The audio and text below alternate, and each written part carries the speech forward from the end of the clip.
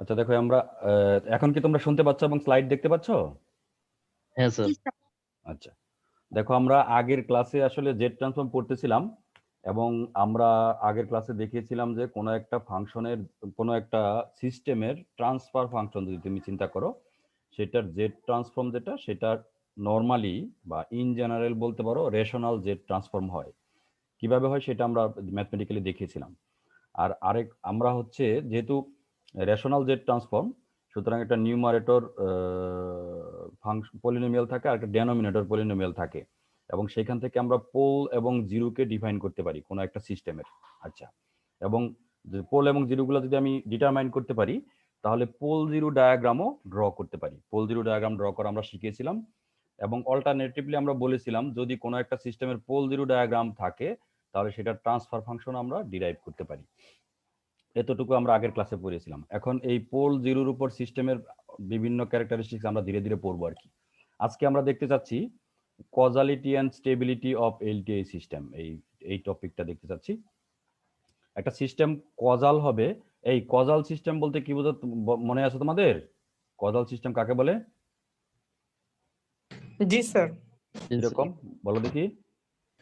যদি sir future ভ্যালুর উপর ডিপেন্ড না করে, শুধু প্রেজেন্ট বা পাস্টের উপর ডিপেন্ড করে, তখন সেটাকে আমরা কজাল সিস্টেম বলি। কজাল সিস্টেম বলি। আচ্ছা দেখো তাহলে আমরা তার আগে আরেকটা ডেফিনেশনে পড়ি, স্টেবল সিস্টেম। স্টেবল সিস্টেমের আমরা ডেফিনেশন দিয়েছিলাম, দেখো সিগন্যাল সিস্টেমে পড়িয়েছিলাম। এখানেও আমরা বলছি যে কোনো একটা সিস্টেম স্টেবল হবে, যে স্টেবলটাকে আমরা বলি ভিভু স্টেবল। তোমাদের মনে আছে কিনা? এটা হচ্ছে বাউন্ডেড ইনপুট, বাউন্ডেড আউটপুট। যদি ইনপুটটা বাউন্ডেড হয় তাহলে আউটপুটটাও যদি বাউন্ডেড হয় তাকে বলা হবে ভিভু স্টেবল সিস্টেম। আচ্ছা, তো সেটার জন্য কন্ডিশন হচ্ছে, তাহলে দেখো একটা সিস্টেমকে আমরা স্টেবল সিস্টেম বলবো যদি তার ইম্পালস রেসপন্সের summation less than infinity something হয়, মানে ফাইনাইট কোনো ভ্যালু আসে। এই কন্ডিশনটা যদি ফুলফিল করে তাহলে সিস্টেমটাকে বলা হবে স্টেবল সিস্টেম। বা অন্য কথায় বলতে পারো ইম্পালস রেসপন্সটা হবে মানে অ্যাবসলিউটলি সামেবল, কোনো একটা ফাইনাইট ভ্যালু আসবে। যেমন এটা আসলে বিষয়টা কি, এইচ এন কে সাম করা মানে কি বোঝায়? এইচ এন বলতে কি বুঝি? সিস্টেমের ইম্পালস রেসপন্স। তার মানে কি এন এর ভিন্ন ভিন্ন ইন্ডেক্সের জন্য একটা করে স্যাম্পল আছে, তাই তো? হ্যাঁ স্যার। আচ্ছা, তো সেই সবগুলো স্যাম্পলকে যদি যোগ করো তাহলে যে রেজাল্টটা আসবে সেটা হতে হবে মানে কোনো ফাইনাইট ভ্যালু। এই কন্ডিশন যদি ফুলফিল করে তাহলে সিস্টেমটাকে বলা হবে স্টেবল সিস্টেম। আচ্ছা, এরপরে আমরা দেখতে চাচ্ছি কজাল সিস্টেম কাকে বলে। কজাল সিস্টেমের একটু আগে তুমি বললে যদি সিস্টেমটা এমন হয় যার ইম্পালস রেসপন্স জিরো হবে for N less than zero, তার মানে হচ্ছে এন ইকুয়ালস টু জিরো থেকে শুরু হবে, তাই তো? হ্যাঁ sir. N equals to zero থেকে শুরু হবে, ওয়ানে থাকবে, টুতে থাকবে, এরকম কোন সিস্টেমকে আমরা বলি কজাল সিস্টেম। একটু দেখো এই কজাল সিস্টেম আমরা এর আগে দেখো আমরা যখন রক অ্যানালাইসিস করেছি, কজাল সিস্টেম তুমি যদি এরকম ভাবে আসো N equals to zero less than zero মানে স্যাম্পল ভ্যালুগুলো সব জিরো, তাহলে এন ইকুয়ালস টু জিরো থেকে শুরু হচ্ছে, N equals to zero, N equals to 1 2 3 এরকম স্যাম্পল ভ্যালু আছে। এখন এই স্যাম্পল ভ্যালুগুলো যদি জেড ট্রান্সফর্ম করি তাহলে কিরকম ফর্মে আসবে বলতে পারো? কিরকম 1 ফর্মে আসবে? প্লাস প্রথম আসবে 1 plus z to the power minus something z to the power minus 1. Something Z to the minus 1 এরকম ফর্মে আসবে। আচ্ছা, সেক্ষেত্রে আমরা দেখেছিলাম যে আমাদের যে রক যেটা হয় সবসময় rock absolute value of Z is greater then something হয় না? জি স্যার। গ্রেটার দেন সামথিং হয়। দেখো আমরা কারণ আমরা ইনভার্স করে আসতেছি, তো তার মানে 1 প্লাস জেড ইনভার্স মাইনাস 2 এটা সামেবল হবে। সাম রেজাল্টটা কি আসবে? 1 ডিভাইড বাই 1 মাইনাস কি আসবে? জেড ইনভার্স, তাই তো? 1 divide by 1 minus Z inverse, তাহলে জেড ইনভার্সটা হওয়া লাগবে লেস দেন 1, জেড ইনভার্স হওয়া লাগবে লেস দেন 1, তাই তো? হ্যাঁ স্যার। আচ্ছা, জেড ইনভার্স যদি লেস দেন 1 হয় তাহলে জেড গ্রেটার দেন 1 হবে, এই হলো কথা। এখন 1ই হবে সবসময় এরকম না, যদি এরকম থাকে যেমন আমরা অনেক সময় দেখেছিলাম, ধরো এরকম যদি থাকে a two the power n un, a two the power n un বা r two the power n un যদি থাকে তাহলে তার সাম করলে আসবে 1 divide by 1 minus r z inverse, নাকি? জি স্যার। জি স্যার। r জেড, সেক্ষেত্রে r z inverse should be less than 1, তাই তো?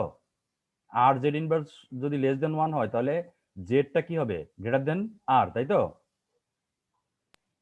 জি স্যার। এই তুমি আমার কথা কি ফলো করতে পারছো? ধরো এটা A to the power N u n, এটার জেড ট্রান্সফর্ম কি বলো তো দেখি? A to the power N u n, এটার জেড ট্রান্সফর্ম কি? Sir 1/1 minus A Z inverse 1/1 minus A Z inverse. তাহলে এখানে রকটা কি হবে? রকটা তো তোমাকে বলতে হবে। রকটা কি হবে? এ জিন এ এ জেড এর অ্যাবসলিউট ভ্যালু অফ এ এর একটা সার্কেল। না, হ্যাঁ, absolute value of A Z inverse should B greater than 1, তাই তো? গ্রেটার দেন 1, হ্যাঁ। এটা না? হ্যাঁ এই স্যার। ভুল বলতেছি তো, তোমরা জি স্যার বলে দেবো। লেস দেন অন হবে না? হ্যাঁ, A Z inverse less than 1। A Z inverse যদি লেস দেন 1 হয় তাহলে Z Z absolute value of Z কি হবে? গ্রেটার দেন এ নাকি? জি sir. A Z inverse less than 1, তাহলে জেড যেটা সেটা হবে গ্রেটার দেন এ।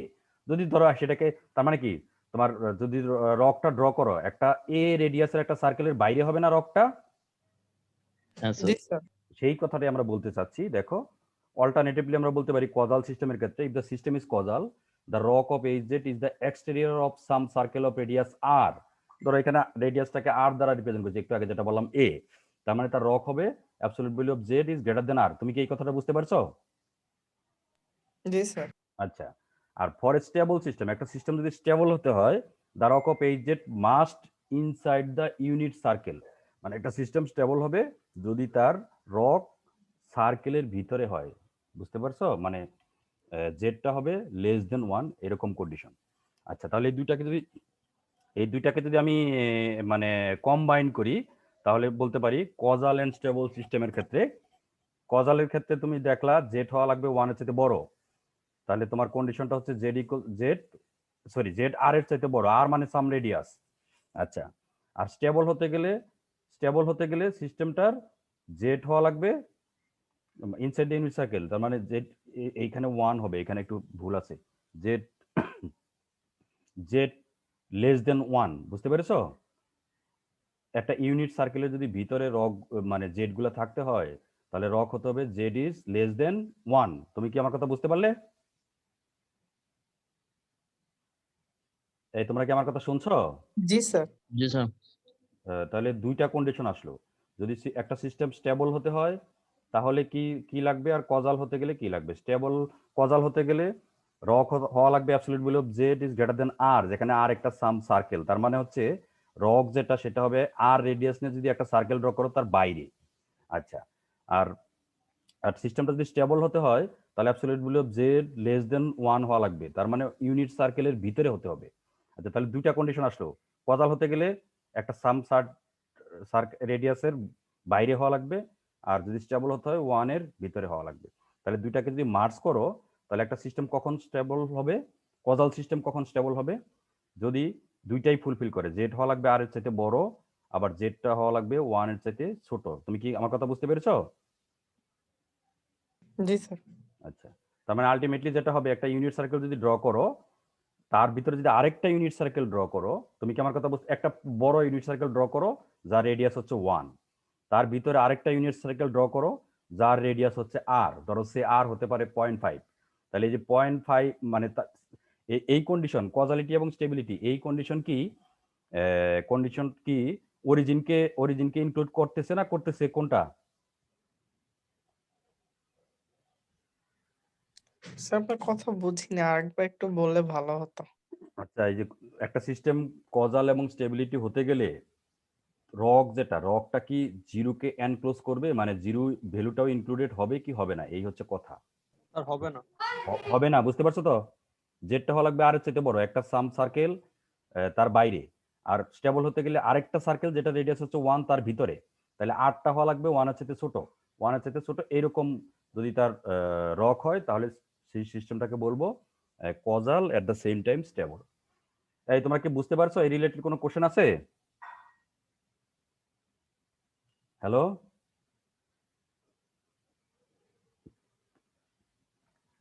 কোশ্চেন নাই, তাহলে দেখো আমরা একটু এখান থেকে স্টেবল সিস্টেমটা একটু দেখতে চাই। এখন এটা বলো, তাহলে একটা কজাল সিস্টেম স্টেবল হবে যদি কি কন্ডিশন বললাম? এক মানে তার রকটা হওয়া লাগবে 1 এর, মানে 1 এর চেয়ে ছোট রক। এই জেড এর ভ্যালুগুলোকে আমরা কি বলি? জেড এর ভ্যালুগুলোকে আমরা কি বলি বলো? হ্যালো? জেড এর ভ্যালুগুলোকে আমরা জিরো বলি বা পোলস বলি, এরকম কোনো কিছু বলি। আচ্ছা, এখন দেখো তাহলে আমরা এইখান থেকে আমরা ডিফাইন করতে পারবো, মানে পোল জিরো ডায়াগ্রাম থেকে কোনো একটা সিস্টেম স্টেবল কি আনস্টেবল। আচ্ছা, সেটা ডিফাইন করার জন্য আমরা এই ইকুয়েশন থেকে যেটা আসলাম, জেড এর ভ্যালু হবে লেস দেন 1। এখানে জেড এর ভ্যালুগুলো পোলস গুলাকে বোঝানো হচ্ছে, পোলস গুলা মানে 1 করে যে নিচে যেটা আমরা সেটা। আচ্ছা দেখো এখানে একটা এক্সাম্পল দেখো, তাহলে হয়তো ক্লিয়ার হতে পারে। এই এক্সাম্পলটা, draw the pole zero diagram and determine whether the following systems are stable or not। এইরকম একটা প্রবলেম আছে, তোমাকে সিস্টেম যেটা দেওয়া আছে সেটা স্টেবল কি না সেটা তোমাকে দেখাতে হবে। তাহলে প্রথম কথা হচ্ছে স্টেবল হতে গেলে কি হবে বলো? পোলগুলো তোমাকে আইডেন্টিফাই করতে হবে, ঠিক আছে? হ্যালো, এই তোমরা কি শুনছো আমার কথা? জি স্যার। আচ্ছা দেখো প্রথম প্রবলেমটা দেখো, এখানে দেওয়া আছে yn equals to yn minus 1 minus 0.8 yn minus 2 plus xn plus x minus 2। এইরকম একটা, এটা এই ধরনের প্রেজেন্টেশনকে আমরা কি বলি? এটাকে কোন একটা সিস্টেমের কি বলি এটা বলো তো?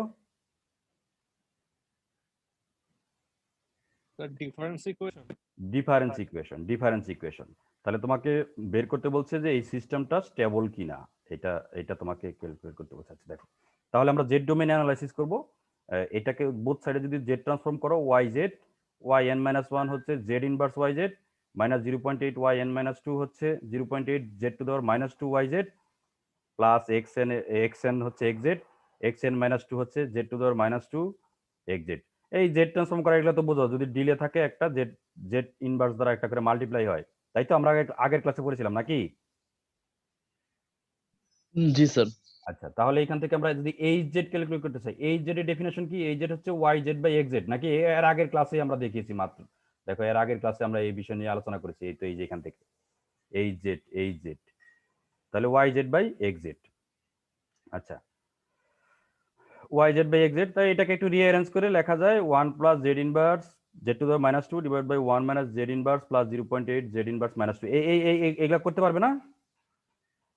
এই সবগুলো ওয়াই জেড এক পাশে নাও, এক্স জেড গুলো আরেক পাশে থাকলো, ওয়াই জেড যদি কমন নাও এখানে থাকবে একটা 1, এটা এই পাশে এসে মাইনাস হবে মাইনাস জেড ইনভার্স, এটা এসে প্লাস হবে প্লাস 0.8 জেড ইনভার্স মাইনাস 2। ঠিক আছে, বুঝতে পেরেছো? জি স্যার, ক্লিয়ার। আচ্ছা এরকম ফর্মে রিপ্রেজেন্ট করা যায়। এটাকে তুমি এটা জেড এর ইনভার্স হিসেবে আছে, এটাকে জেড এর পজিটিভ পাওয়ার হিসেবেও দেখাতে পারো। মানে জেড স্কয়ার দ্বারা যদি নিউমারেটর ডেনোমিনেটর দুইটাকে মাল্টিপ্লাই করি তাহলে Z square plus 1 Z square minus Z plus 8 এরকম ফর্মে আসে। এখন এটার আমি বের করতে চাচ্ছি পোল এবং জিরোগুলা বের করতে চাচ্ছি, এবং স্পেশালি কোন একটা সিস্টেম স্টেবল কিনা সেটা ডিটারমাইন করার জন্য আমরা পোলগুলাকে অবজার্ভ করব। আচ্ছা জেড স্কয়ার প্লাস 1 যদি তুমি পোল জিরো বের করতে চাও, এখানে এই সিস্টেমের কয়টা জিরো আছে? দুইটা। পোল কয়টা? দুইটা। তাহলে দুইটা জিরো বের করো। জেড স্কয়ার প্লাস 1 এটাকে লেখা যায় Z plus J into Z minus J, তাই তো? এই এ স্কয়ার মাইনাস বি স্কয়ার এর ফর্মুলা যদি দাও, Z square minus J square মানে হচ্ছে মাইনাস 1, এই প্লাস 1 হয়ে গেল। আর নিচেরটা হচ্ছে Z square minus Z plus 0.8। এইটাকে তুমি যদি ফ্যাক্টরাইজ করো, জেড মাইনাস 0.5 মাইনাস 0.74 জে, আর একটা হবে জেড মাইনাস 0.5 প্লাস 0.75 জে, এরকম ভাবে ফ্যাক্টরাইজ করা যায়। এটা কিভাবে ফ্যাক্টরাইজ করবা তোমরা জানো? তোমরা কিভাবে করতে চাও? এখানে তো আমি করে দেখাই নাই, কিভাবে করতে চাও? স্যার ক্যালকুলেটরে ডাইরেক্ট করা যায়। ক্যালকুলেটর, তোমাদের তো ক্যালকুলেটর আছে। আচ্ছা তাও যদি ক্যালকুলেটর যদি কেউ না ইউজ করতে চাও, তাহলে দেখো আমি প্রসেসটা বলি। Z square minus Z plus 0.8 equals to 0, এরকম একটা ইকুয়েশন আছে। এটা সলিউশন কি রকম হবে? এটা একটা স্যার এটা তো হচ্ছে একটা ওই যে sir quadratic equation. Quadratic equation, তো ওটা সলভ করা যায় -b প্লাস মাইনাস হ্যাঁ √b square 4ac divided by 2a। হ্যাঁ, এই সেই ফর্মুলাটা ইউজ করতে পারো। সেক্ষেত্রে ওই যে রুটের ভিতরে দেখবা নেগেটিভ সামথিং আসবে বলে এখানে জে আসছে, বুঝতে পারছো? হ্যাঁ হ্যাঁ স্যার। আচ্ছা তাহলে এরকম ভাবে ফ্যাক্টরাইজ তোমরা করতে পারবে। তোমরা তো ম্যাথমেটিক্স এগুলো না পারার কথা না। তাহলে দেখো এই যে সিস্টেমটা, এই সিস্টেমের তাহলে দুইটা জিরো আছে। একটা জিরো হচ্ছে এখানে মাইনাস জে, আর একটা জে এবং মাইনাস জে, এই দুইটা হচ্ছে জিরো নাকি? জি স্যার। দুইটা জিরো। আর পোল কি? Pole equals to z equals to, এটা যদি জিরো বসাও তাহলে কি আসবে? এটা 0.5 প্লাস 0.74 জে নাকি এখান থেকে? জি স্যার। আর এইখান থেকে আসবে Z equals two 0.5 minus 0.74 J, তাই তো? হ্যাঁ স্যার। তাহলে দুইটা জিরো পাচ্ছ, দুইটা পোল পাচ্ছ। এখন তুমি ইচ্ছা করলে পোল জিরো ডায়াগ্রাম ড্র করে ফেলতে পারো। পোল জিরো ডায়াগ্রাম ড্র করো। পোল জিরো ডায়াগ্রাম ড্র করতে গেলে যে আমরা যে রেডিয়াসটা ড্র করি, কেমন রেডিয়াস সেটা? 1 মানে ইউনিট সার্কেল একটা ড্র করি, ইউনিট সার্কেল। তাহলে জিরোগুলোকে আমরা যে এরকম সার্কেল দিয়ে রিপ্রেজেন্ট করি। তুমি এরকম বরাট সার্কেল দিতে পারো বা জাস্ট সার্কেল দিতে পারো। তাহলে একটা হচ্ছে জে আর একটা হচ্ছে মাইনাস জে। ক্লিয়ার? এদিকে আমরা ইউজ করি জে এর যে ইগুলা মানে কোএফিসিয়েন্ট গুলা সেগুলা। যেমন জে মানে হচ্ছে 1 জে, তাহলে 1 আসলো এখানে -1 জে -1 জে দ্বারা মাল্টিপ্লাই করি। আর পোল দুইটা দেখো 0.5 প্লাস 0.7 জে। এই তো 0.5 এই যে এখানে আসো, আর 0.7 এখানে যাও, এরকম দুইটা পোল পাওয়া যাচ্ছে। ক্লিয়ার? এই পোল দুই ডায়াগ্রামটা কি স্যার বুঝতে কারো ক্লিয়ার। সমস্যা আছে? না স্যার বুঝা গেছে। এবার পোলগুলা দেখো, পোলগুলা কি ইনসাইড দ্য ইউনিট সার্কেল আর আউটসাইড দ্য ইউনিট সার্কেল? সবগুলা পোলই দেখতে হবে। এখানে দুইটা পোল আছে, দুইটা পোলই আমি দেখছি। এগুলা কি ইনসাইড দ্য ইউনিট সার্কেল নাকি outside the unit circle? Sir inside. Inside দেখাই যাচ্ছে, এই যে একটা পোল, এই আরেকটা পোল সার্কেলের ভিতরে। যেহেতু ভিতরে, সুতরাং এই সিস্টেম যেটা নিয়ে আমরা অ্যানালাইসিস করলাম, যে সিস্টেমটা ডিফারেন্স ইকুয়েশন দেওয়া আছে, এই সিস্টেমটা একটা স্টেবল সিস্টেম। ক্লিয়ার? একইভাবে তুমি সেকেন্ডটা করে দেখতে পারো। সেকেন্ডটা এই একই প্রসেসে তুমি যদি করো, করে যদি তুমি এরকম পোল জিরো ডায়াগ্রাম প্লট করো, প্লট করে দেখবে যে তুমি পোলগুলা ইনসাইড দ্য সার্কেল আর আউটসাইড দ্য সার্কেল, সেখান থেকে তুমি ডিসাইড করতে পারবে সিস্টেমটা স্টেবল কিনা। এটা তোমাদেরকে নিজে করে দিতে বলা হচ্ছে, তবে আমি এখানে রেজাল্ট লিখে দিছি। এটা দুইটা পোলস আছে, একটা জেড ইকুয়ালস টু 0 তে আর জেড ইকুয়ালস টু -8 এ। আর দুইটা পোল আছে, একটা 1.445 আর একটা 0.555। আচ্ছা, এটা যদি পোল জিরো ডায়াগ্রাম তো ড্র করতে পারো। আচ্ছা, করতে পারবা। জেড এর ভ্যালু দেওয়া আছে একটা 1.445। এটা পোল জিরো ডায়াগ্রামে কোথায় পড়বে? ইউনিট সার্কেলের বাইরে না ভিতরে? স্যার এটা স্যার বাইরে। এই মোটামুটি এই যে এরকম একটা পজিশনে পড়বে নাকি? এইখান থেকে এই পর্যন্ত হচ্ছে 1, যেহেতু এটা একটা রিয়েল নাম্বার, তাহলে 1.445 এখানে পড়বে, তাহলে ইউনিট সার্কেলের বাইরে চলে গেল। আরেকটা পোল অবশ্য আছে 0.555, এটা মোটামুটি এই যে ইউনিট সার্কেলের ভিতরে পড়বে না? হ্যাঁ স্যার। তাহলে একটা পোল হচ্ছে ইউনিট সার্কেলের ভিতরে, আরেকটা পোল ইউনিট সার্কেলের বাইরে, তাহলে সিস্টেমটা কি হবে? আনস্টেবল। আনস্টেবল। তোমার বিষয়টা হচ্ছে একটা সিস্টেম স্টেবল হবে যদি all the polls are located inside the unit circle. সবগুলো পোলে যদি এই তোমার ইউনিট সার্কেলের ভিতরে থাকে, একটাও যদি বাইরে থাকে, তাহলে সিস্টেমটা আনস্টেবল। তুমি কি বুঝতে পারলে? জি স্যার ক্লিয়ার। আচ্ছা, এবার দেখো আরেকটা প্রবলেম দেখাতে যাচ্ছি। একটা এলটিআই সিস্টেম, যেটার ট্রান্সফার ফাংশন বা সিস্টেম ফাংশন এরকম দেওয়া আছে, h z equals to 3 minus Z inverse divided by 1 minus 3.5 z inverse plus 1.5 z inverse minus 2। আচ্ছা, এই সিস্টেমটা তোমাকে বলছে এটার এইচ জেড তো দিয়ে দেওয়া আছে, এটা রক গুলাকে স্পেসিফাই করো এবং এইচ এন মানে এইচ এন গুলা তুমি এটার এইচ এন মানে হচ্ছে ইনভার্স ফুরিয়ার ট্রান্সফর্ম করে এই এইচ জেড থেকে এইচ এন কিভাবে ব্যাক করতে পারি? স্যার ইনভার্স জেড ট্রান্সফর্ম করব আর কি। ইনভার্স জেড ট্রান্সফর্ম করবো। আচ্ছা, তাহলে দেখো এই সিস্টেমটা দেখো, এই সিস্টেমের আসলে কয়টা পোল আছে বলে তোমার মনে হয়? স্যার দুইটা পোল আছে মনে হচ্ছে। দুইটা পোল আছে। তুমি ইচ্ছা করলে জেড জেড মানে জেড এর পজিটিভ পাওয়ার হিসেবে নিয়ে আসতে পারো, তাহলে জেড স্কয়ার দ্বারা মাল্টিপ্লাই করা লাগবে বোথ সাইড কে, মানে নিউমারেটর ডিনোমিনেটর দুইটাই কি। এটাকে যদি জেড স্কয়ার করো, তাহলে দিয়ে মাল্টিপ্লাই করো Z square minus 3.5 Z plus 1.5, Z square minus 3.5 Z plus 1.5, যদি নিউমারেটর ডিনোমিনেটর দুইটাকে জেড স্কয়ার দ্বারা মাল্টিপ্লাই করো, তাহলে আমরা যেহেতু সিস্টেমটা স্টেবল, এই কন্ডিশনগুলো ক্যালকুলেট করতে আমরা সিস্টেমের পোলগুলা দেখি।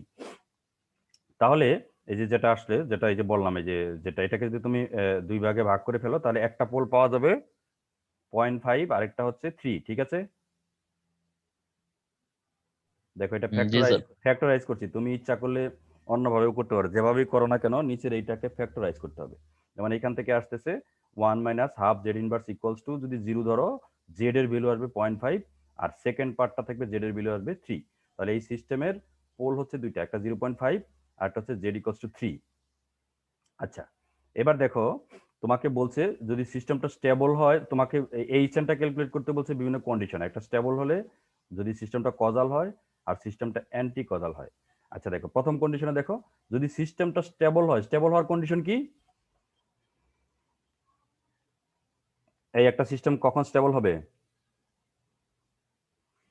রকটা স্যার ইউনিট সার্কেলের মধ্যে থাকতে হবে। ইউনিট সার্কেলের ইউনিট সার্কেলকে ইনক্লুড করবে, বিষয়টা এরকম, বুঝতে ইনক্লুড পারছো? করবে। একটা ইউনিট সার্কেলকে ইনক্লুড করবে এরকম বিষয় হলে সেটাকে, যেমন এই যে এখান থেকে তুমি দেখতে পারো, কোথায় আসলাম, এইখানে। তাহলে দেখো, তাহলে এটা রক হবে 0.5 জেড গ্রেটার দেন 3, এইটা হবে তার রক, বুঝতে পারছো? ঠিক আছে। হ্যাঁ স্যার বুঝতে পারছি। আচ্ছা, এখানে একটু লক্ষ্য করো, 0.5 জেডটা হচ্ছে 0.5 এর চাইতে বড় বাট 3 এর চাইতে ছোট, এটা কি ইউনিট সার্কেলকে ইনক্লুড করেছে? জি স্যার করেছে এবং বাইরেও গেছে। হ্যাঁ করেছে এবং বাইরেও গেছে। আচ্ছা দেখো, তাহলে এই সিস্টেমটা যদি স্টেবলের কথা চিন্তা করতে পারো, এই সিস্টেমটা কি কজাল সিস্টেম হবে তখন, না নন কজাল সিস্টেম হবে? স্যার এটা নন কোজাল হবে আর আনস্টেবল হবে। এটা তো স্টেবল, আনস্টেবল কেন? দেখো আমি তোমাকে বলছি, তুমি যদি এখন এটা এরকম করো, দুইটা ওভারল্যাপিং পার্ট, এটা তুমি যদি এই রক নিয়ে করতে চাও, তাহলে এইচ এন হবে আচ্ছা half to the power N U n এটার জন্য। আর এইটার জন্য দেখো, যদি জেড ইজ গ্রেটার দেন 3 থাকতো তাহলে কি হতো? জেড ইজ গ্রেটার দেন 3, তাহলে 3 to the power N U n হতো নাকি?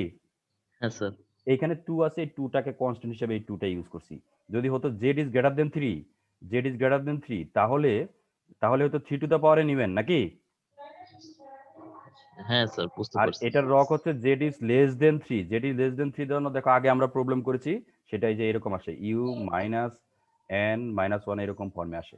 তোমরা দেখবা আমরা এরকম সিস্টেমের জন্য অলরেডি আগে এই ক্যালকুলেশনগুলো করে আসছি। ইভেন তোমাকে এরকম ভাবে দেখেছিলাম, A to the power N U N, আরেকটা ছিল B to the power N U minus N minus 1, এই ক্যালকুলেশন আমরা এই কোর্সের প্রথম দিকে করেছি। আচ্ছা, সেকেন্ড পার্ট দেখো, যদি সিস্টেমটা কজাল হতে হয়, এই কজাল হতে গেলে কি কন্ডিশন?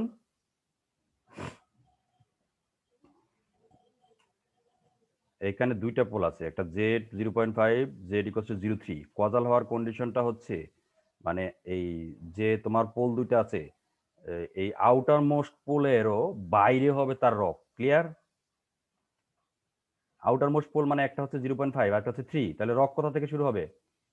এটার জন্য তুমি যদি কন্ডিশনে আসো, জেড হওয়া লাগবে গ্রেটার দেন 0.5, আরেকটা হবে আরেকটা হওয়া লাগবে জেড ইজ গ্রেটার দেন 3, তাই তো?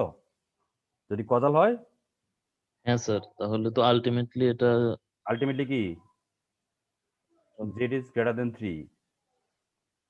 এই তোমরা আমার কথা মনে হয় আজকে বুঝতেছো না, আমি একটু বলি।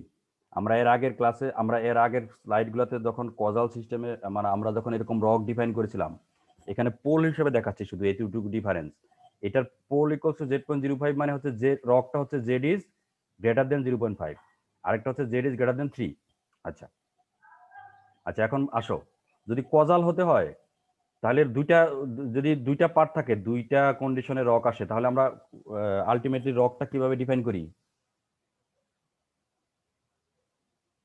হ্যালো, স্যার এখানে হচ্ছে রকটা হবে হচ্ছে absolute value z greater than 3।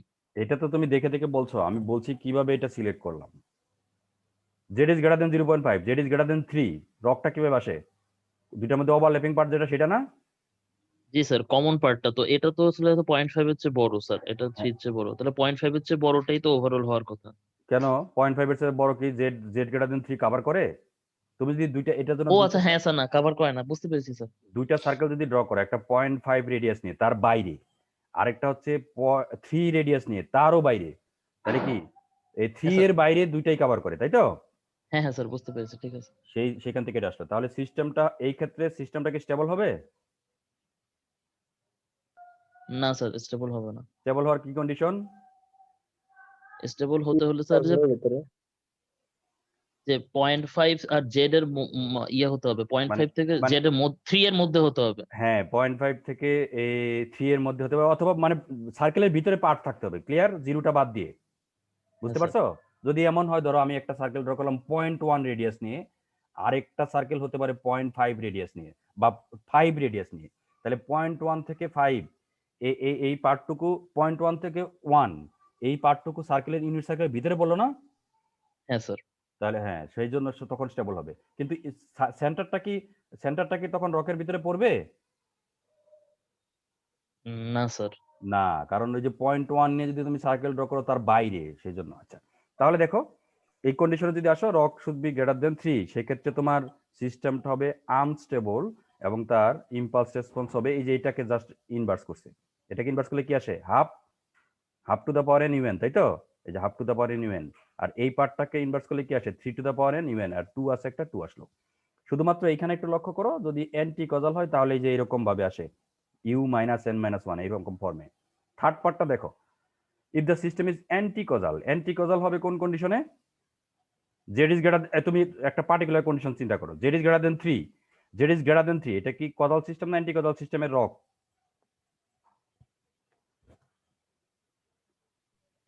Z is greater than 3 এটা হচ্ছে স্যার কজাল সিস্টেমের rock.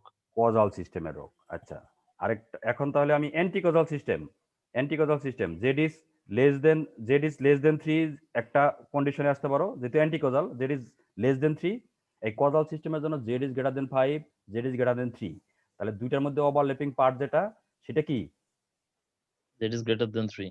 Z is greater than 3। Anti causal সিস্টেমের জন্য Z is less then 0.5, Z is less than 3, দুইটার মধ্যে কমন পার্ট কোনটা? জেড ইজ লেস দেন 0.5। এই Z is less দেন 0. তুমি কি আমার কথা বুঝতে পারলে? হ্যাঁ স্যার, বুঝতে পেরেছি। আচ্ছা, তাহলে এই যে সিস্টেম, এটা হচ্ছে অ্যান্টিকজাল সিস্টেম। এই সিস্টেমটা কি স্টেবল হবে না আনস্টেবল হবে? এখানে বলছি আনস্টেবল, কেন বলতে পারো আনস্টেবল? তখন তো স্যার ওদের মধ্যে কোনো কমন পার্টি নাই জেড ইজ লেস দেন 0.5 এর জন্য। কেন জেড লেস দেন 0.5? এই শুধু এই পার্টে আসো এখন। হ্যাঁ জেড লেস দেন 0.5 হলে সেটা স্টেবল সিস্টেম হবে না। কেন? স্টেবল সিস্টেম হতে গেলে একটু আগে বললাম জিরোকে ইনক্লোজ করা যাবে না। ক্লিয়ার? জি স্যার। যেমন এই যে এই কন্ডিশনে দেখো 0.5 নিয়ে একটা সার্কেল ড্র করো, তার চাইতে বাইরে হচ্ছে রক, আর 0.3 নিয়ে একটা সার্কেল ড্র করো, তার ভিতরে হচ্ছে রক। এখানে কি জেড ইকুয়ালস টু 0 যেটা, সেটা কি ইনক্লুড করা আছে এখানে? এই 0.5 থেকে 3 এর মধ্যে কি 0.5 জিরো আছে নাকি? এই কেউ কথা বলছো না কেন? উম, না না স্যার স্যার, না। নাই তো স্যার। হ্যাঁ, সেই জন্য তাহলে জিরোটাকে ইনক্লোজ করা যাবে না, তাহলে এই সিস্টেমটা হচ্ছে আনস্টেবল। তাহলে জেড ইজ লেস দেন 0.5 যদি হয়, সিস্টেমটা তো অ্যান্টি কজাল, তাহলে সেটার তোমার কি বলে এই এইচ এন যেটা হবে, দেখো এই যে এখানে কিন্তু একটা মাইনাস আসছিল এই পার্টের জন্য, এইখানেও একইভাবে দেখো এই প্রথম পার্টের জন্য half to the power N u n আসবে নাকি? হ্যাঁ স্যার। আচ্ছা, সেকেন্ড পার্টের জন্য আসবে 2 3 to the power N u n minus 1, এটা আসবে। আর আগে একটা নেগেটিভ আসবে, তুমি দেখো আগে আমরা অ্যান্টিকজাল সিস্টেমের জন্য যখন করছি, যেখানে যেখানে তোমার রকটা কোনো একটা পার্টিকুলার ভ্যালুর সাথে ছোট এসেছে, তখন আমরা এরকম নেগেটিভ একটা সাইন পেয়েছি। সো এই হচ্ছে কোনো একটা সিস্টেম স্টেবল হলে, কজাল হলে, অ্যান্টিকজাল হলে তার কিরকম রেসপন্স হবে, কিরকম রক হবে এবং কিরকম ইম্পালস রেসপন্স হবে, সেগুলো আমরা দেখালাম। এই তোমরা একটু পড়ালেখা করতে হবে, আমার মনে হয় অনেকেরই এটা এই টপিক যেটা বললাম এটা বোঝার একটু প্রবলেম আছে, তোমাদের একটু পড়ালেখা করে দেখতে পারো। এইগুলা আমরা এইটা পড়াচ্ছি প্রো একিস মেনালিকিসের বই থেকে, বুঝতে পেরেছো? আচ্ছা স্যার। আচ্ছা, এরপরে দেখো আমরা একটু এই এখন তুমি আমাকে এতক্ষণ আজকের ক্লাসে যা বললাম এখান থেকে আমাকে বলো যে একটা সিস্টেম স্টেবল হবে কি হবে না, সেটা ডিপেন্ড করছে কিসের উপর? জেড ডোমেনে যদি অ্যানালাইসিস করতে চাই। এই কেউ স্যার একজন হচ্ছে বলো। পোলের উপর স্যার।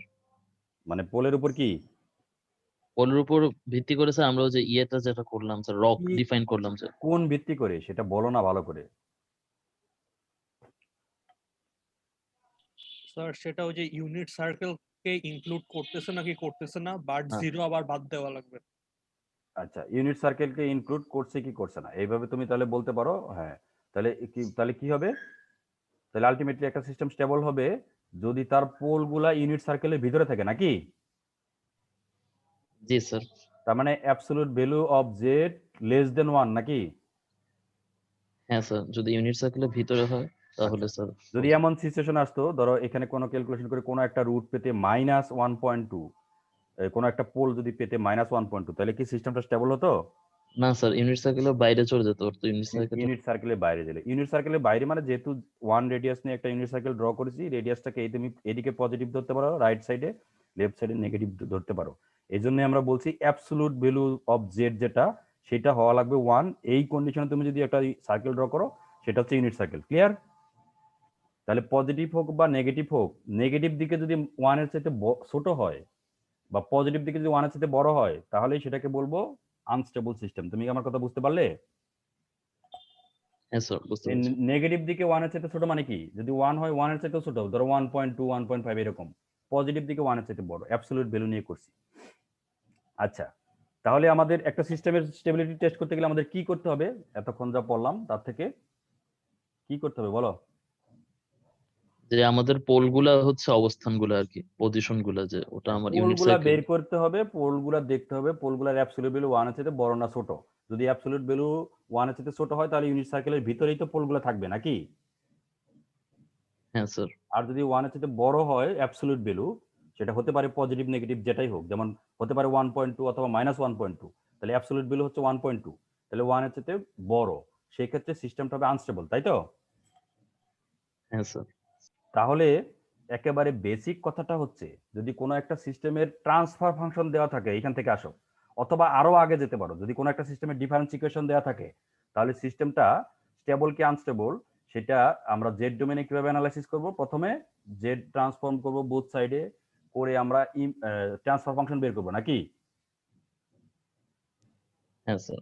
ট্রান্সফার ফাংশন বের করে তারপরে পোলগুলা বের করব। পোলগুলা বের করার জন্য আমরা কোন ট্রান্সফার ফাংশন তো রেশনাল থাকে, কোন পলিনোমিয়াল ফাংশনটা আমরা ইউজ করব পোল বের করতে? স্যার হচ্ছে ওই যে ডিনোমিনেটর মানে হরেরটা। ডেনোমিনেটর, নিচের যে ফাংশন সেটা ইকুয়াল টু 0 ধরে জেড এর ভ্যালুগুলা ক্যালকুলেট করব, সেগুলাই হচ্ছে পোল, তাই তো? হ্যাঁ স্যার। তারপরে পোলগুলো দেখবো যে অ্যাবসলিউট ভ্যালু 1 এর চাইতে বড় না ছোট।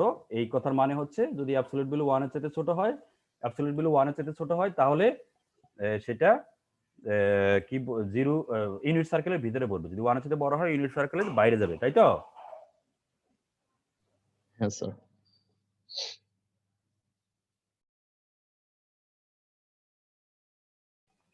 তাহলে বিষয়টা খুবই সিম্পল না, কারণ নিচের টার্মটাকে আমি ফ্যাক্টরাইজ করব, তাই তো? হ্যাঁ স্যার, বুঝতে পেরেছি। বিষয়টা সিম্পল, কিন্তু অনেক সময় ক্যালকুলেশনটা একটু ডিফিকাল্ট হতে পারে। কখন? দেখো আমরা এখানে যেগুলা যে প্রবলেম দেখলাম, এই এই এই এই যে ডেনোমিনেটর পলিনোমিয়াল, এটার অর্ডার কত? 2 স্যার। 2 এর চেয়ে একটু বড় হলেই স্যার প্রবলেম হবে। 3 3 4 হলে, হলে। 3 হলে তুমি করতে পারবা, 4 হলে, 5 হলে নরমালি কিন্তু হায়ার অর্ডার পলিনোমিয়াল ফাংশন থাকতে পারে। মানে 2 3 4, 2 তো আমরা খুব বেশি 2 করতে পারছি, 3 4 5 6 হয়ে গেলে তখন তোমাকে এটা ফ্যাক্টরাইজ করাটা ডিফিকাল্ট না? হ্যাঁ স্যার, ক্যালকুলেটরে 4 পর্যন্ত করা যায়। আমি জানি না, ধরো 5 6 যাই কিছু থাকুক, এরকম যদি থাকে তাহলে এটা ডিফিকাল্ট। অনেক সময় আমরা এই অ্যানালাইসিস গুলা কম্পিউটার ইউজ করেও করতে চাই, সিস্টেমটা স্টেবল কি আনস্টেবল। তো সেই এই যে ডিফিকাল্টিজ বলতে বোঝাচ্ছি এই ডেনোমিনেটর ফাংশনটা ফ্যাক্টরাইজ করা ডিফিকাল্ট। এই প্রবলেম দূর করার জন্য, এই প্রবলেমটাকে তুমি বলতে পারো যে ইজি করার জন্য আমরা কোনো একটা সিস্টেমের যদি ট্রান্সফার ফাংশন দিয়ে দেওয়া থাকে তাহলে আমরা স্টেবিলিটি টেস্ট করার জন্য একটা টেকনিক ইউজ করতে পারি, যেটাকে বলা হয় Schur Cohn stability test. Clear? Schur Cohn stability test.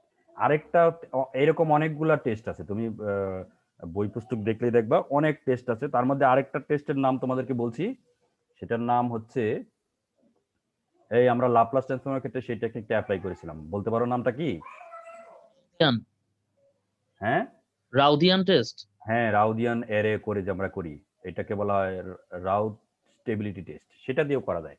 আমরা এখানে সুর-কোহন স্টেবিলিটি টেস্টটা আমরা করতে চাচ্ছি। আচ্ছা, এই টেস্টটা কিভাবে করি সেটা এখানে থিওরিটা দিয়ে দেওয়া আছে। থিওরিটা আমি পড়ার আগে একটা প্রবলেম করাই, তাহলে থিওরি পড়তে সুবিধা হবে। প্রবলেমটা আগে করো, তাহলে থিওরিটা বুঝতে সুবিধা হবে। দেখো, এটা ভেরি সিম্পল থিওরি। ধরো কোনো একটা সিস্টেমের ট্রান্সফরমেশন দিয়ে দেওয়া আছে এই জেড এরকম, আমি এখানে উপরে যাই থাকুক, এই উপরের ফাংশনটা নিয়ে উপরে এখানে 1 divided by 1 minus 7/4 z inverse minus half z inverse minus 2, এরকম একটা ট্রান্সফার ফাংশন এখানে ইউজ করেছি। আচ্ছা, কোনো একটা সিস্টেম স্টেবল হবে কি আনস্টেবল হবে সেটা কোন ফাংশনের উপর ডিপেন্ড করে? স্যার হচ্ছে এই যে হরেরটা মানে ডিনোমিনেটরের। ডেনোমিনেটর ফাংশনের উপর ডিপেন্ড করে, এই ফাংশনের উপর ডিপেন্ড করে। আচ্ছা, তাহলে এই ফাংশনটা নিয়েই আমরা ডিল করব, ঠিক আছে? এই ফাংশনটার নাম দিচ্ছি পলিনোমিয়াল এ জেড, ধরো আমি যে কোনো একটা নাম দিচ্ছি এ জেড, ক্লিয়ার? কোন ফাংশনটা? এই যে ডেনোমিনেটর ফাংশন, তাই জি তো? স্যার। আচ্ছা, এই এ জেড আমি ইন জেনারেলি নামটা দেব, তবে সেটাকে এটার ডিগ্রি কত, মানে অর্ডার কত? স্যার 2। 2। তাহলে m ইকুয়ালস টু 2 বলে এটাকে আমি a টু জেড দিয়ে রিপ্রেজেন্ট করছি। যদি 3 হতো a 3 জেড দিয়ে রিপ্রেজেন্ট করতাম। যদি m অর্ডার m হতো তাহলে a m দ্বারা রিপ্রেজেন্ট করতাম। ক্লিয়ার? হ্যাঁ স্যার, বুঝতে পারছি। এই সেই কথাটা এখানে বলছি যে a m দ্বারা রিপ্রেজেন্ট করলাম। আচ্ছা, তাহলে দেখো a m দ্বারা যদি রিপ্রেজেন্ট করো তাহলে এখানে a2 equals to a two z কি হবে? 1 minus 7/4 z inverse minus half z inverse minus 2, এই তো? হ্যাঁ হ্যাঁ স্যার। ওকে, তাহলে আমরা এই জেড ইনভার্স ফর্মে এখানে কিন্তু রাখতেছি, মানে এটাকে আবার জেড স্কোয়ার দ্বারা ভাগ করে দিও না, জেড ইনভার্স ফর্মে রাখতেছি। এবার দেখো, তাহলে এই এ টু জেড যেটা দেখা যাচ্ছে এটার হাইস্ট অর্ডার কোনটা? নেগেটিভ দিকে হাইস্ট বলতেছি আর কি, z to the power minus two না? হ্যাঁ স্যার। এই জেড ইনভার্স, জেড এর হাইস্ট অর্ডার যেটা তার কোফিসিয়েন্ট কত? সেটাকে মাইনাস হাফ। মাইনাস হাফ, সেটাকে আমরা বলতেছি একটা রিফ্লেকশন কোফিসিয়েন্ট, সেটা k two equals to minus half হিসেবে আমরা দেখছি। ক্লিয়ার? জি স্যার, ক্লিয়ার। কে টু বললাম, এই যে এ টু জেড এর হাইস্ট অর্ডারের কোফিসিয়েন্ট যেটা, সেইটাকে রিফ্লেকশন কোফিসিয়েন্ট যেটা, সেটাকে কে টু দ্বারা রিপ্রেজেন্ট করলাম। তাহলে কে টু ইকুয়ালস টু হাফ করে রাখলাম। ওকে, এবার আসো, এটা একটা সেকেন্ড অর্ডার, এটাকে আমি আলটিমেটলি ফার্স্ট অর্ডারে কনভার্ট করব। বুঝতে পারছো? আমার টার্গেট হচ্ছে এই, যদি ফার্স্ট অর্ডার দিয়ে দেওয়া থাকে তাহলে ফার্স্ট অর্ডার থেকে আমি এই যে কে কে কে যদি ফার্স্ট অর্ডার হইতো, এটা ফার্স্ট অর্ডার, ধরো 1 মাইনাস 7/4 জেড ইনভার্স এই যদি হইতো, ঠিক আছে, তাহলে এটার a1 Z equals two 1 minus 7/4 z inverse হতো না নাকি? হ্যাঁ স্যার। ধরো এটা আমি বলছি জেড টু ধরো মাইনাস 2 তো আছে, যদি না থাকতো তাহলে 1 মাইনাস 7/4 জেড ইনভার্স, শুধু এই টার্ম যদি থাকতো তাহলে আমরা এটার অর্ডার হতো m equals to 1। m equals to 1 হলে a1 জেডটাকে লিখতাম 1 মাইনাস 7/4 জেড ইনভার্স এই পার্ট 2। সেক্ষেত্রে k1 এর শুধু একটা ভ্যালু থাকতো, k1 কত থাকতো? -7/4। -7/4। আচ্ছা, এখানে যদি দুইটা আছে একটা করলাম, এটাকে আমরা আলটিমেটলি ফার্স্ট অর্ডারে কনভার্ট করব। এই ফার্স্ট অর্ডারে কনভার্ট করার জন্য কি করছি সেটা একটু দেখো। এটার এই যে পলিনোমিয়াল যেটা আছে সেটা হচ্ছে এ টু জেড। এই এ টু জেডটাকে ইউজ করে আমি আরেকটা সেকেন্ড অর্ডার পলিনোমিয়াল তৈরি করব, যেটা হবে সেটা কিভাবে ক্যালকুলেট করবো সেটা তো দেখো। বি টু জেড নামে একটা পলিনোমিয়াল আমি ক্যালকুলেট করতে চাচ্ছি, বি টু জেড, যেটা হবে A two z inverse into z to দেওয়ার -2, এরকম। বুঝতে পেরেছো? এই দেখো সিকোয়েন্সটা দেখো, বি টু জেড করতে চাচ্ছি, এ টু জেড ইনভার্স তো আমার আছে, এই যে এটা এ টু জেড আছে তাই না, এটাকে এ টু জেড হিসেবে রিপ্রেজেন্ট করছি, এ টু জেড। আচ্ছা, তাহলে এ টু জেড ইনভার্স কি হবে ফাংশন হিসেবে যদি দেখো? 1 minus 7/4z minus half z square. মানে ফাংশন হিসেবে যদি দেখো এ টু জেড আর ইকুয়ালস টু এখানে জেড এর যে যা যা আছে, এ টু জেড ইনভার্স মানে যেখানে জেড আছে সেখানে জেড ইনভার্স বসাবা, তাই তো? হ্যাঁ স্যার। এখানে জেড ইনভার্স, জেড এর জায়গায় যদি জেড ইনভার্স বসাও, জেড ইনভার্স তারপরে আবার ইনভার্স, তাহলে জেড হবে এখানেও জেড ইনভার্স -2 জেড স্কোয়ার হবে। ক্লিয়ার?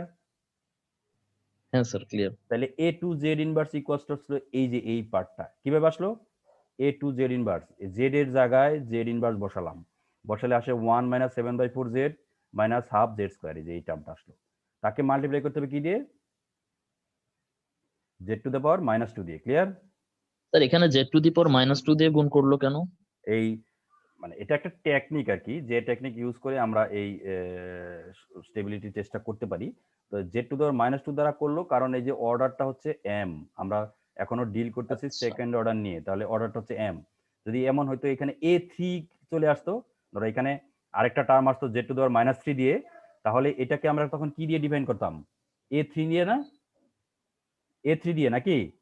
হ্যাঁ স্যার। তারপরে এখানে k3 বের হতো, পরের স্টেজে গিয়ে আমরা k1 k2 k1 বের করতাম, এবং তখন এখানে b3 জেডটা ক্যালকুলেট করতাম। যদি b3 জেডটা ক্যালকুলেট করতাম সেটা হচ্ছে কি হইতো? a3 Z inverse into Z two the power -3। Clear? বুঝতে পারছো? মানে m এর হ্যাঁ, স্যার। অর্ডার 2 বলে এখানে জেড টু দ্য -2 দ্বারা মাল্টিপ্লাই করলো। তাহলে এটা তো ওই যে a টু জেড, যদি তুমি জানো a টু জেড ইনভার্সও বের করতে পারো। এগুলা হচ্ছে ওই যে যেরকম যেখানে জেড আছে সেখানে জেড ইনভার্স বসালে এই যে এই ফাংশনটা আসে। একে জেড টু দ্য পাওয়ার -2 দ্বারা মাল্টিপ্লাই করতেছি করে এই যে এরকম ফাংশন থাকে, ঠিক আছে? হ্যাঁ স্যার, বুঝতে এটা পারছি। গুণ করলাম, এটা গুণ করলে যেরকম ফাংশন থাকে, যেমন এইটা আর এইটা যদি গুণ করো তাহলে আসবে জেড ইনভার্স মাইনাস টু, এই যে সেটা পরে গেল। আর এই জেড এটা দুইটা যদি গুণ করো মাইনাস জেড 7/4 জেড ইনভার্স একটা আসবে, আর মাইনাস হাফ জেড স্কোয়ারকে জেড টু দ্বারা মাইনাস টু দ্বারা গুণ করলে মাইনাস হাফ আসবে। তাহলে এরকম ফর্মে আসবে। আচ্ছা, এখন এই যে এখন আমি দুইটা জিনিস পেলাম। কি কি পেলাম? তিনটা জিনিস আসলে এতক্ষণ পেয়েছি। কি পেয়েছি? একটা আমার এ টু জেড দেওয়া আছে নাকি? হ্যাঁ স্যার। আরেকটা এই এ টু জেড থেকে আমি কে টুটাও বের করে ফেলছি। এই এখন আবার এই এ টু জেড ইউজ করে আরেকটা বি টু জেড ক্যালকুলেট করেছি। তাহলে এই একটা ফাংশন আছে এ টু জেড, আরেকটা ফাংশন আমি ক্যালকুলেট করলাম এখন বি টু জেড, আর কে টু ভ্যালুটাও দিয়ে দেওয়া আছে। তাহলে আমি এই যে ভ্যালুগুলো এগুলা ইউজ করে আমি একটা এ ওয়ান জেড তৈরি করবো। এ ওয়ান জেড মানে হচ্ছে ফার্স্টে যে আমার ডেনোমিনেটর ফাংশনটা ছিল, অর্ডার ছিল 2, এখন ফার্স্ট অর্ডারের আরেকটা পলিনোমিয়াল তৈরি করব ফার্স্ট অর্ডারে। সেটা ক্যালকুলেট করবো কিভাবে? দেখো, সিম্পল ক্যালকুলেশন। এ টু জেড এই যে যেটা এই যে নিচেরটা যেটা দেওয়া আছে minus K two B to Z. K two একটা কনস্ট্যান্ট, তার ভ্যালু হচ্ছে মাইনাস হাফ নাকি? হ্যাঁ স্যার। আচ্ছা, তারপরে হচ্ছে বি টু জেড, এই যে বি টু জেড ক্যালকুলেট করে রাখলাম। তাহলে নিচে হচ্ছে 1 মাইনাস কে টু স্কোয়ার, কে টু হচ্ছে মাইনাস হাফ তার স্কোয়ার। তাহলে দেখো এ টু জেড হচ্ছে এই যে 1 minus 7/4 z inverse minus half z inverse minus 2, এটা মাইনাস কে টুর ভ্যালু হচ্ছে দেখো মাইনাস হাফ, আর বি তার ইনটু বি টু জেড হচ্ছে এই যে এটা মাইনাস হাফ ইনটু এটা, ঠিক আছে? আর divided by 1 minus k square হচ্ছে মাইনাস হাফ হোল স্কোয়ার। তাহলে এরকম কিছু আসে, ঠিক আছে? আচ্ছা। আচ্ছা, এখন এটাকে সিম্পলিফাই করা যাবে না? নিচে তো একটা কনস্ট্যান্ট টার্ম আসতেছে নাকি? হ্যাঁ স্যার, এখন ম্যানিপুলেশন করতে হবে। এটা যোগ বিয়োগ গুণ টুন করে শেষ পর্যন্ত যেটা আসে সেটা হচ্ছে 1 মাইনাস 7/2 জেড ইনভার্স, এরকম আসে। বুঝতে পেরেছো? তাহলে এটা হচ্ছে এ ওয়ান জেড। তাহলে এখানে জেড এর হাইস্ট অর্ডারের কোএফিসিয়েন্ট কত? মাইনাস 7/2 জি স্যার। নাকি? তাহলে এটাকে লিখবো k one equals to minus 7/2। Clear? জি স্যার, ক্লিয়ার। এই পর্যন্ত আসলে আমার তাহলে আমি এই পর্যন্ত আসলে আমার অপারেশন শেষ। তাহলে কে ওয়ান যেটা পাচ্ছি সেটা মাইনাস 7/2, এটার অ্যাবসলিউট ভ্যালু 1 এর চাইতে বড় না ছোট এটা তোমাকে দেখতে হবে। অ্যাবসলিউট ভ্যালু 1 এর চাইতে বড় না ছোট? অ্যাবসলিউট ভ্যালু কত? 7/3। 1 এর 7/3 চেয়ে বড়, তাহলে সিস্টেমটা আনস্টেবল। ক্লিয়ার? আর 1 এর চেয়ে ছোট হলে স্টেবল। স্টেবল, হ্যাঁ। ও আচ্ছা। তাহলে এই তোমাকে এইভাবে তোমাকে প্রসেসিং আছে। এইটা আসলে এই প্রসেসটা কাজ করে রিকার্সিভলি। কেন রিকার্সিভলি বলছি দেখো, তুমি এখানে আমার যে ডেনোমিনেটর ফাংশনটা দেওয়া ছিল সেটার অর্ডার ছিল 2, তারপরে সেখান থেকে ফার্স্ট অর্ডারে যখন আসলাম আমার কিছু জিনিস ইউজ করা লাগলো আগের স্টেপ থেকে ক্যালকুলেট করে, তাই না? যেমন এ টু জেড লাগছে, কে টু লাগছে, বি টু জেড লাগছে, করে আমি এটা ক্যালকুলেট করলাম। তাহলে আগের ইউজ ভ্যালুগুলো ফাংশনগুলো বা ভ্যালুগুলো ইউজ করে, ফাংশন এবং ভ্যালু দুটোই ইউজ করা লাগছে। কে ওয়ান হচ্ছে value, B to Z, A two Z হচ্ছে ফাংশন, ইউজ করে আমি ফার্স্ট অর্ডারে নিয়ে আসলাম। এই প্রসেসে আমরা কোনো একটা সিস্টেমের টেবিলিটি টেস্ট করতে পারি। এখন তুমি আমাকে বলো, যদি আমার এই ডেনোমিনেটর ফাংশনটা থার্ড অর্ডারের থাকতো তাহলে কি করতাম? স্যার থার্ড অর্ডারে থাকলে হচ্ছে এইখানে প্রথমে এখানে এটা হচ্ছে এ থ্রি জেড, জেড আর এই- Z to the power minus 3 এর কোএফিসিয়েন্টটাকে লিখতাম k3, কে3, আর এখানে গুণ করতাম z to the power minus 3 দিয়ে। এখানে বি3 হিসেবে সেটা আসতো, তাই তো? বি3 ইকুয়ালস টু এ3 z inverse Z to the power minus 3, তাই তো? হ্যাঁ স্যার। করে সেটাকে সিম্পলিফাই করতাম। সেইখান থেকে আবার তাহলে এ টু ক্যালকুলেট করতাম আগের ভ্যালুগুলো ইউজ করে। এ টু ক্যালকুলেট করলে একটা ফাংশন আসতো, সেটা আসতো সেকেন্ড অর্ডার, তাই তো? হ্যাঁ স্যার। সেই সেকেন্ড অর্ডারটাকে পরের স্টেজে গিয়ে তুমি ফার্স্ট অর্ডারে কনভার্ট করে আলটিমেটলি ফার্স্ট অর্ডারের যে কোফিসিয়েন্ট সেইটা থেকে আমি ডিসিশন নিব, রিফ্লেকশন কোফিসিয়েন্ট যেটা, যে সেটা অ্যাবসলিউট ভ্যালু 1 এর সাথে বড় না ছোট। যদি 1 এর সাথে বড় হয় সিস্টেমটা আনস্টেবল, 1 এর সাথে ছোট হলে সিস্টেমটা স্টেবল। বুঝতে পেরেছো? মানে স্যার আমাকে যে অর্ডারই দেওয়া থাকুক আমি হচ্ছে সেটাকে ফার্স্ট অর্ডারে কনভার্ট করব।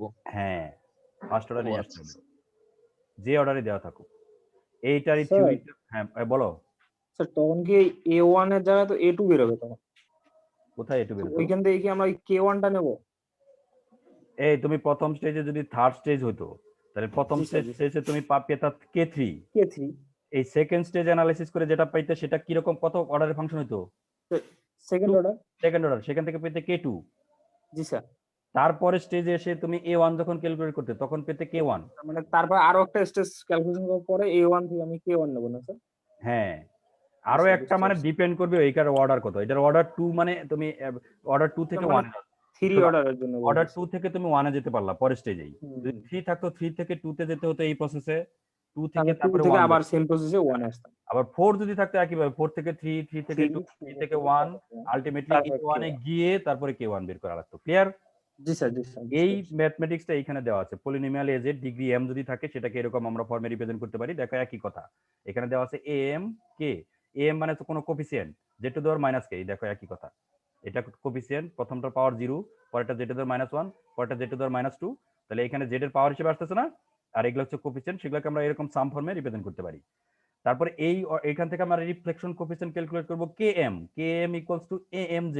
amz মানে হচ্ছে মানে এখানে m এর যে ম্যাক্সিমাম ভ্যালু সেটা যদি এখানে বসাও k হিসাবে, ম্যাক্সিমাম যে পাওয়ার আসবে তার কোফিসিয়েন্ট কোনটা সেটা। ক্লিয়ার? তারপরে একটা রেসিপ্রোকাল পলিনোমিয়াল ক্যালকুলেট করবে যেটার নাম দিচ্ছি bmz equals to z two the power -m amz inverse. এই দেখো, লক্ষ্য করে দেখো, ফাংশনটা ছিল amz, এটার রেসিপ্রোকাল করলাম amz ইনভার্স, তাকে মাল্টিপ্লাই করলাম z two the power -m দিয়ে। ক্লিয়ার? -m কেন? অর্ডার তো m। ওখানে যেরকম আমরা মাইনাস প্রবলেমে যেরকম -2 দিয়ে ক্যালকুলেট করছি, -m। তারপরে এই যে আমি am পেলাম, তারপরে km পেলাম, আর bm পেলাম। তাহলে am থেকে পরের লোয়েস্ট অর্ডার পলিনোমিয়াল মানে লোয়ার অর্ডার পলিনোমিয়াল m-1 অর্ডারের যেটা ক্যালকুলেট করবো সেটাই ইকুয়ালস টু হবে amz - km bmz divide by 1 - km square. এভাবে ক্যালকুলেট করতে থাকবো যতক্ষণ পর্যন্ত the process is repeated recursively until k1 is completed. দেখো তুমি এখানে m অর্ডার যদি থাকে প্রথম ফাংশনটা থেকে তুমি পেয়ে যাচ্ছ km, তারপরে পাবে km-1, তারপরে km-2, এভাবে এক সময় তো k1 পাবে নাকি? হ্যাঁ স্যার। এই k1 টাকে থেকে তোমাকে দেখতে হবে সিস্টেমটা স্টেবল কি আনস্টেবল। তুমি কি আমার কথা বুঝতে পেরেছো? হ্যালো? হ্যাঁ স্যার, বুঝতে পেরেছি পুরোটা। আচ্ছা, আজকের ক্লাসটা আমি এখানে রাখতে চাচ্ছি। তোমাদের এই কি বলে